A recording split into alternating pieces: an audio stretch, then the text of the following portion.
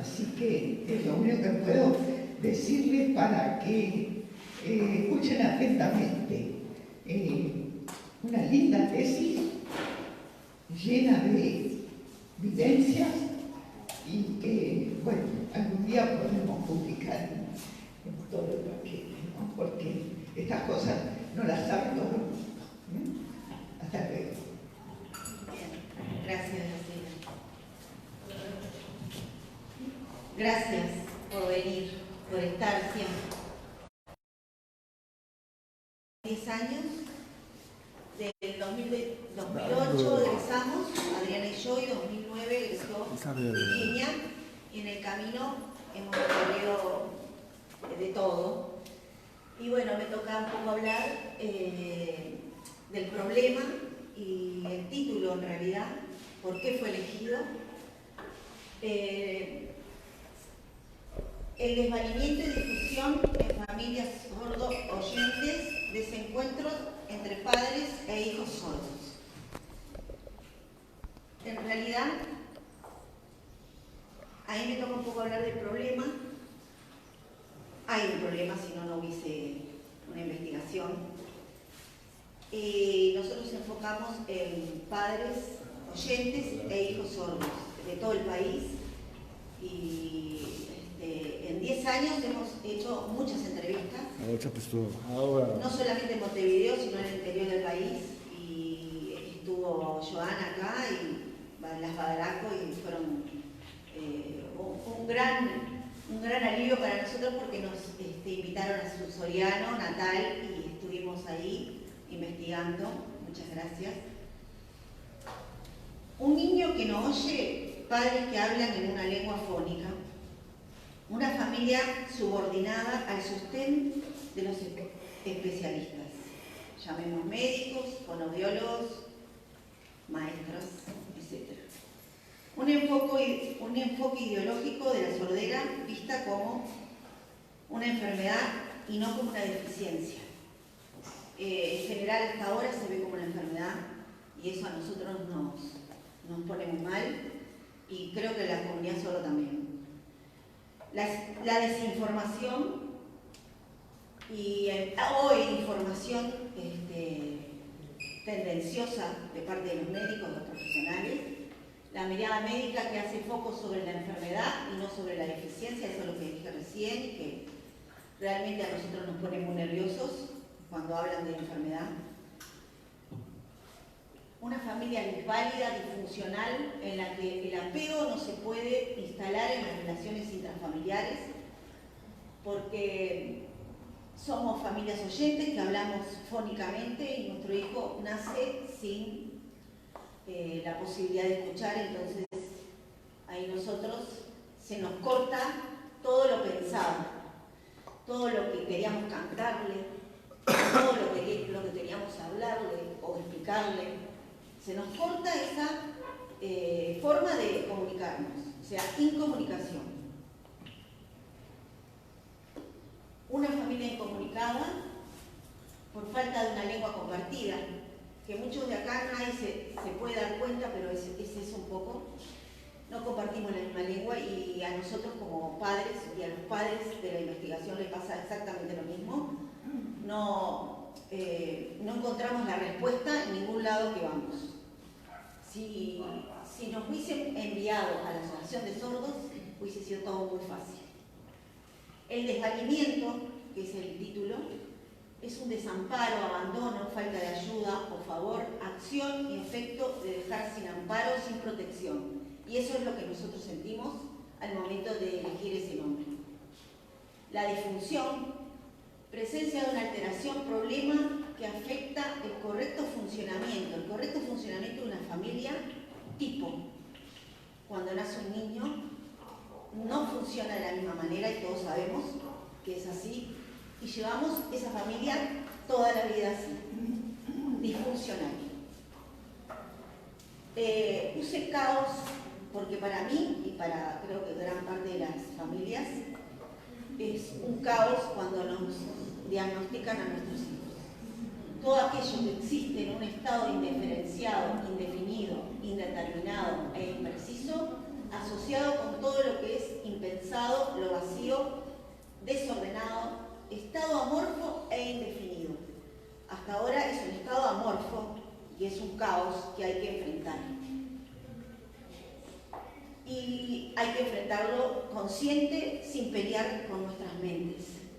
Y paso la palabra a Virginia, que es un poco la que va a hablar de la hipótesis. Bueno, buen día para todos, gracias por estar, gracias a mi familia que vino de sorpresa. Mi nombre es Virginia Lieberman, me toca hablar de la hipótesis en la que basamos esta investigación y me traje una ayuda a memoria porque, bueno, tengo belleza pero no memoria. Bueno, en la hipótesis de este trabajo de investigación que iniciamos juntas hace 10 años, más de eso sin lugar a dudas para mis colegas Patricia Díaz y Adriana Riatorto, planteamos que para resolver esos problemas de desvalimiento, de disfunción y de incomunicación a los que se ven expuestas las familias, que reciben en su núcleo un hijo sordo o una hija sorda, existe una realidad, una tecnología, que los propios sordos han desarrollado y que resulta ser una posible y efectiva respuesta positiva a esos problemas, y que es la lengua de señas. Todos los entrevistados expresaron que la recepción del diagnóstico se tuvo de las manos de un administrativo en un sobre cerrado, sin ningún tipo de explicación y mucho menos de contención emocional al momento de su lectura, que generalmente se transita en solitario. En ese momento, el mundo, los sueños tejidos alrededor de ese hijo nuevo se vienen abajo. El hijo que creían normal, entre comillas, se transforma en un abrir y cerrar de sobre en un desconocido tan desconocido que ni siquiera se comparte con él una forma de comunicación. No hay una vía de comunicación común. ¿Cómo escuchará ese niño las palabras de sus padres? Nunca las escuchó ni las escuchará. Se trunca a partir de ese momento la comunicación padre-madre, hijo-hija sordos. Todo lo subsiguiente a esta revelación, los pasos posteriores a ese diagnóstico, es monopolizado por la perspectiva médica reparadora del área de los profesionales de la salud.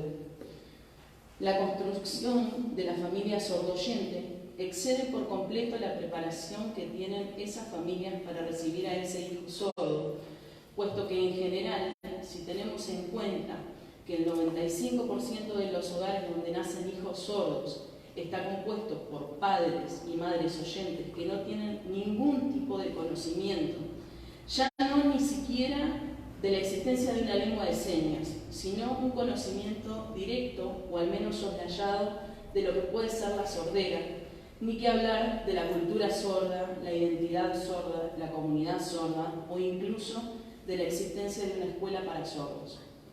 Son todos términos desconocidos.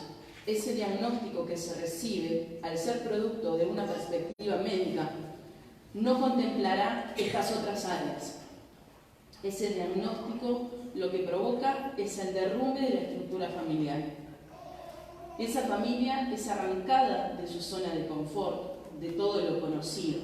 Se le arrebatan de un momento a otro esos sueños que habían elaborado en torno a ese hijo que se convierte de la nada, de golpe, en un hijo desconocido, en un hijo extranjero, dentro de una familia que no puede comunicarse con él. Se establece entre la familia y ese hijo sordo un muro de silencio, un muro que se construye bloque a bloque con trazas de incomunicación que se arrastrará en el tiempo. El muro de comunicación se instala a partir del mismo momento en que se recibe el diagnóstico. Hasta ese momento, el papá y la mamá oyentes lo que hacían era nuevamente lo normal, lo común, lo cotidiano, lo esperable, que es hablarle al niño, cantarle, decirle cosas, decirles: papá, soy un bebé hermoso, mamá te quiere. En ese momento en que se recibe el diagnóstico, se produce un quiebre determinante y tan contundente que afectará la vida del niño sordo para siempre y la de su familia. se corta la comunicación entre esos padres y ese hijo, porque ese hijo es un desconocido ahora, es una persona con la que no se sabe cómo convivir, a la que no se sabe cómo hablar. Es un ser con el que no se comparte ni siquiera el código lingüístico. Dentro de la investigación nosotros citamos a Gustavo Rubinovich en su trabajo Conversaciones psicoterapéuticas con personas sordas, donde él dice algo que me gustaría reproducir. El nacimiento de un hijo sordo implica... ¿Podemos pasar la diapositiva? Claro. Sí, pasamos. Ahí, no, está bien, ahí, esa es la cita. El nacimiento de un hijo sordo implica una crisis de envergadura y la necesaria e inevitable transformación que debe vivenciar la familia para construirse en una familia con sorderas a cuestas. La sordera termina siendo, finalmente, un problema con el que hay que lidiar, un problema con el que hay que convivir, y ese hijo se transforma en un hijo con un problema que hay que solucionar, con una enfermedad que hay que curar, con un defecto que hay que reparar.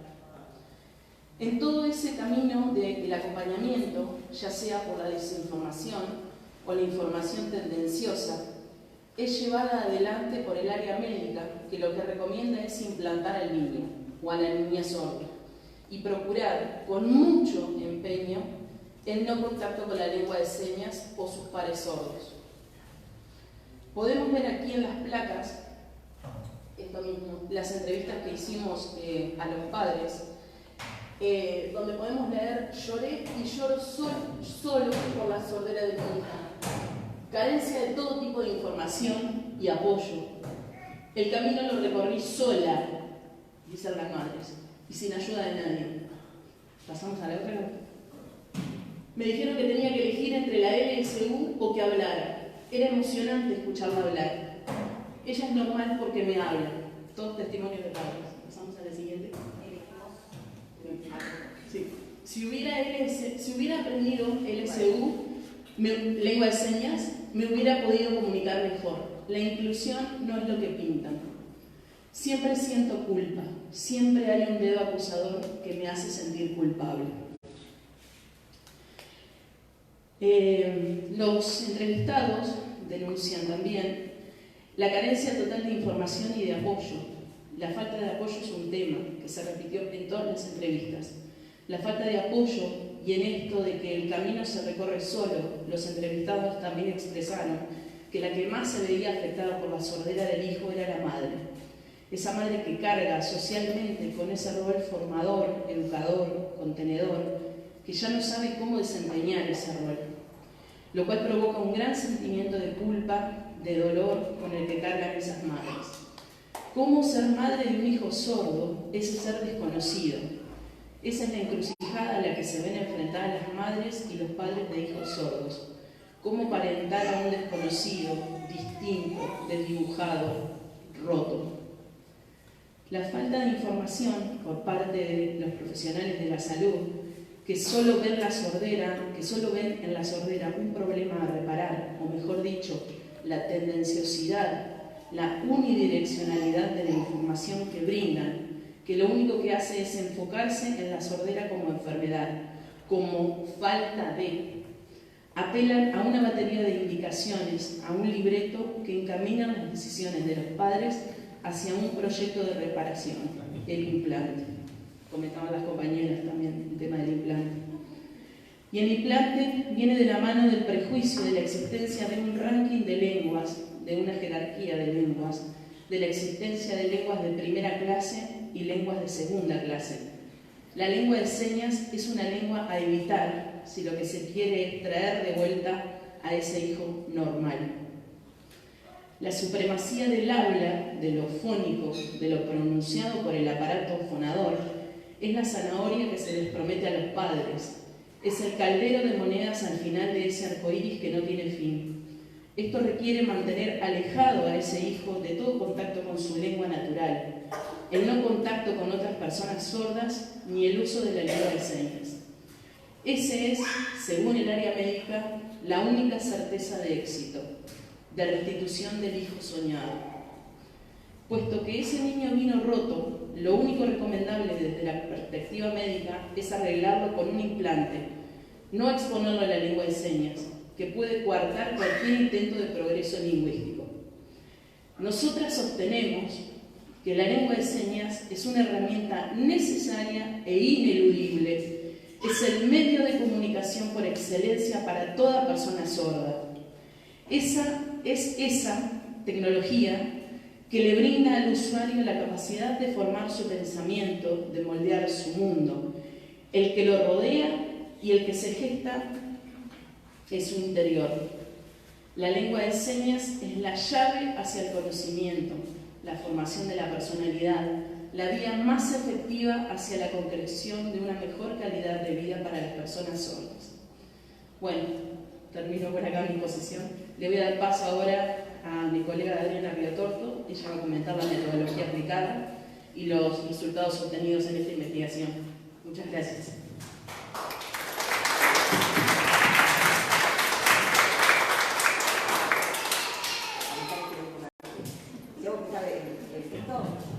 ¿Sí? Bueno, yo no voy a hablar nada, voy a hablar nada más. Yo me acepto de memoria que no necesito hablar nada. Y me voy por las ramas, pero no importa, y si lloro, lloro.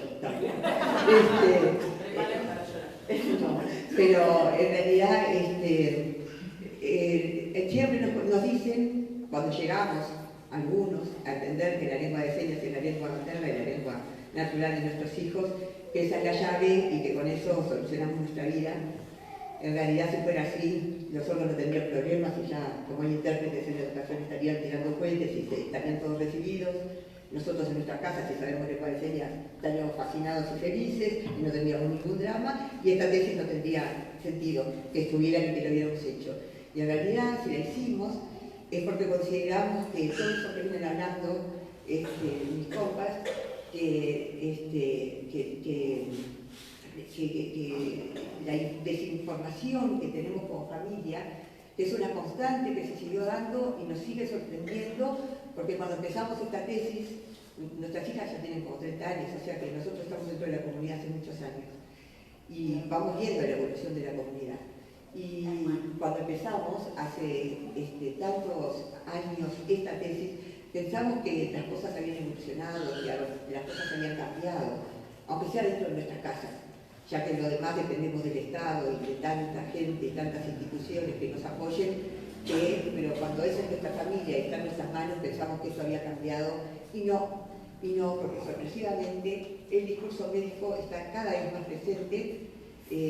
Nosotros hemos ido al interior y hablado con padres que les decían que los implantaran, y después que los implantaran les decían prohibida la lengua de señas, prohibido el contacto con otros sordos, que vayan a escuelas donde haya ningún sordo más, ¿tá? Por las dudas, a ver si empiezan a mover las manos. Y eso pasó ahora, estamos en pleno siglo XXI. Y eso es algo que nos sorprendió porque pensamos que ya, no sé, como que era una etapa superada y como que la lengua de señas ya está admitida, está en todos lados, la vemos en la televisión, la vemos en todas partes, y nos parece, está bárbaro, estamos regios y no estamos regios. Realmente, tal vez es muy difícil imaginarse lo que es criar a un hijo con una lengua distinta. Es como si ustedes de golpe en sus casas se trajeran un chino y le dijeran tomar tu hijo, criarlo, y el chino viene con toda su cultura, su mapa de China, su lengua y todo lo demás, y vos lo tenés ahí sentado, enfrente tuyo, sin saber qué hacer, ni para dónde ir, y sin información o formación valedera y la que sirve para poder seguir adelante y tratar de cumplir con ese rol que tenemos las familias. Lo que vimos en esta investigación es que en ningún caso de los que vimos y con la experiencia que tenemos hay una familia totalmente involucrada, salvo dos excepciones. Siempre hay, la relación es la diada madre-hijo. La madre es la que carga con todo el peso de la sordera dentro de la familia y de tratar de ser el puente de comunicación con el resto. Hay hermanos que cuando los padres no cumplen esa función los tratan de suplir. Y lo que vimos es que la lengua de señas no es un milagro. La lengua de señas es una de los instrumentos que sí se necesitan. ¿Cómo vas a tener una relación y construir una relación si no tenés una lengua compartida? Imposible pensarlo. Pero en este caso particular, que no es un extranjero cualquiera que viene a vivir a nuestro país y que aprendes inglés y se termina y te comunicas con 3 palabras en inglés. Acá estamos hablando de una comunidad, de una cultura, de una identidad. Entonces lo que nos parece es que no vemos en la familia ese conocimiento, primero de lo que significa una lengua para un ser humano, ¿ya? Que nada que no se pueda nombrar, se conoce que existe. Existe solo lo que nosotros sabemos nombrar y conocemos y lo llamamos de alguna manera. Y lo que nos parece es que la lengua sola, sin estar la familia involucrada con la comunidad, no le permite darle el mejor regalo que le puede regalar a su hijo, que darle el conocimiento de su comunidad, de su cultura y de su identidad. Creo que nosotros como oyentes nunca nos planteamos eso de la identidad. Hablamos de la identidad de los uruguayos, hablamos de la tortafita, el mate y todas esas pavadas. Pero cuando realmente nos toca en nuestra familia una persona sorda, sí empezamos a entender qué significa eso de la identidad. ¿Qué es una identidad? ¿Qué es mi identidad? Yo me estuve planteando años de mi vida. ¿Qué era? ¿Y por qué? ¿Y cómo hago para entender la identidad de una persona con una cultura que yo nunca le voy a poder transmitir? Y eso es lo que nos pasó con los padres, que en estas entrevistas, que nos parece que ni siquiera se plantearon, la mayoría, por falta de información y de conocimiento, y por todo esas cosas que te meten en la cabeza, eso, que hay una trazabilidad de la cultura. Nosotros se la transmitimos a nuestros hijos, y en este caso no se da. Somos incapaces de transmitir una cultura que no nos pertenece. Porque nosotros estamos en otro mundo, existen dos mundos, el mundo nuestro es distinto, y nosotros podremos contarles como nuestro mundo, pero les va a pasar lo mismo que pasa a ellos. Nosotros no entendemos su mundo porque no somos sordos, ellos no entienden el nuestro porque no son oyentes, y lo único que hacemos es tender puentes para que esto sea lo más suave posible. Las conclusiones de esta investigación es, en realidad, bueno, les leo esto que son las palabras que más se repitieron: dolor, culpa, incertidumbre, angustia, ansiedad, desazón y salto al vacío. Increíble, pero estaba la madre que no sabía lengua de señas, y le habían dicho que no me entera. Y dijo, cuando mi hija aprendió lengua de señas, despegó.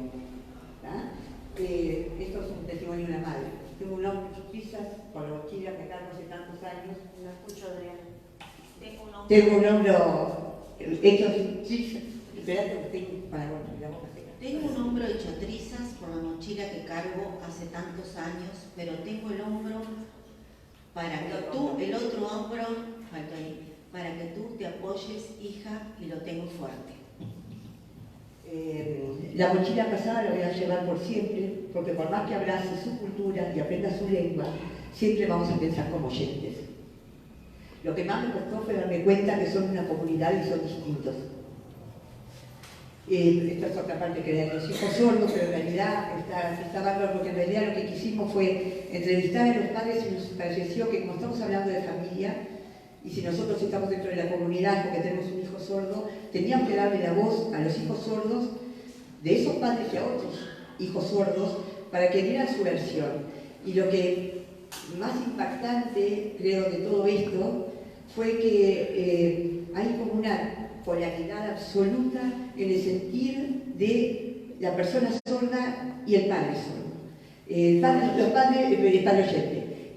Los padres oyentes en su mayoría dijeron que más o menos se comunicaban con sus hijos, que podían. Ahí, la llevaban. El hijo sordo dijo que de ninguna manera, ninguno de ellos dijo que se comunicaba bien con sus padres. Era como dos versiones, y había escuchado al padre decir que estaba regio y el hijo diciendo, pero no entiende nada. No, imposible, yo no tengo comunicación. Otra cosa que me llamó mucho la atención es que los hijos sordos, el 100% de los chicos sordos dijeron que ellos querían estar en centros educativos con personas sordas, solos, con sordos, educados con su comunidad y con su gente. Y el 100% de los padres dijeron que sus hijos tenían que estar integrados. porque era mucho mejor para ellos, porque la sociedad lo siente y todas esas cosas. Polos. Increíble. Entonces se nos fue dando los caminos así. Las personas sordas terminaron diciendo que está muy linda la sangre, todo muy lindo la familia compartida, pero que en realidad cada vez que necesitaban salir a contar algo y que alguien los entendiera, corrían a los brazos de sus amigos sordos. Y que en realidad para ellos su familia son sus amigos sordos, mucho más que su familia de sangre. Que sí hay amor, que es eso. Lo que nos pasó es que bueno, la persona sorda lo que creo que es dolor, barreras, malestar por el poco, mal manejo de lengua de señas de sus familias, sacrificio, corto, siempre todo corto lo que le decimos, y puertas cerradas. Es eso, en realidad es como son tan opuestas las sensaciones de unos y otros, que por eso entendemos por qué el sufrimiento de las familias, por qué el sufrimiento de las personas sordas, porque no hay un punto de contacto, de coincidencia, donde podamos construir algo en conjunto. Y es por esa información, yo se lo puedo asegurar, que si todos los padres aman a sus hijos, todos los hijos aman a sus padres, y si no podemos lograr una familia funcional, es porque no nos dieron las herramientas para poder construirla. Si nosotras pudimos en nuestras casas hacer algo un poquito, de repente, más diferenciado, y tenemos un diálogo y podemos charlar con nuestros hijos, es porque vinimos acá y porque estuvimos con la comunidad. Hasta ese momento, hasta que nosotros escuchamos a Graciela Liceo en una charla y nos trajo a la Asociación de Sordos y empezamos a entender que era una lengua, que un ser no se construye sin una lengua, y empezamos a entender que nuestro hijo no era solo, que si mi hijo, yo me quedaba con mi hijo en mi casa, nunca lo iba a entender. Esto es una cuestión de comunidad, ¿tá? De una comunidad que no tiene bandera, que no tiene, la comunidad sorda, no importa dónde hayan nacido, que sea, porque su realidad es igual en todas partes del mundo, no hay diferencias. Entonces, si vemos esa familia sufriente, vemos un hijo sufriente, vemos cómo lograr dar esos puentes para que la familia funcione, y hay llaves. Obvio que la lengua de señas no se tendría ni que discutir, pero sí el estar involucrado con la comunidad de nuestros hijos, porque es el mundo al que pertenece y al que van a pertenecer siempre, y de que nosotros vamos a pertenecer por ser familia. Entonces, somos nosotros que nos tenemos que acercar a ellos. Ellos no van a venir a nuestro mundo porque no pueden. Somos nosotros que tenemos que entender el mundo de ellos, somos nosotros que tenemos que dar el paso. Y no hablo solamente de la mamá y el papá, hablo de la familia extendida, hablo de abuelos, de primos, de tíos. Y eso se repitió. Eso, perdón, dije que iba a llorar. Ya es muy tarde. ¿Sabes lo que es para una familia que te dio tu hijo? Ya es muy tarde. Y que los padres sentían que era muy tarde. Que era muy tarde para ellos aprender lengua de señas y ponerse a entender a sus hijos. Nunca es tarde, nunca. Ni para aprender lengua de señas, ni para entender la comunidad de tu hijo. Nunca es tarde. Y la última es eso. Eso dijo una chica joven. En mi casa no existe la discapacidad. Tiene una familia, obvio, habla de lengua de señas, que la fomenta, que le dio identidad, cultura y todo lo demás. Entonces, lo que queríamos nosotros es que no es todo negativo. En realidad, una familia funcional es posible. Es posible poniendo cada uno en la parte que nos corresponde. Y nosotros, como familia, que somos los educadores, no podemos pretender que en la escuela los eduquen, que los eduquen acá, allá o allá. Somos nosotros los primeros responsables. Y como responsables que somos, tenemos que entender que hay una comunidad detrás y que nosotros somos parte de esta comunidad.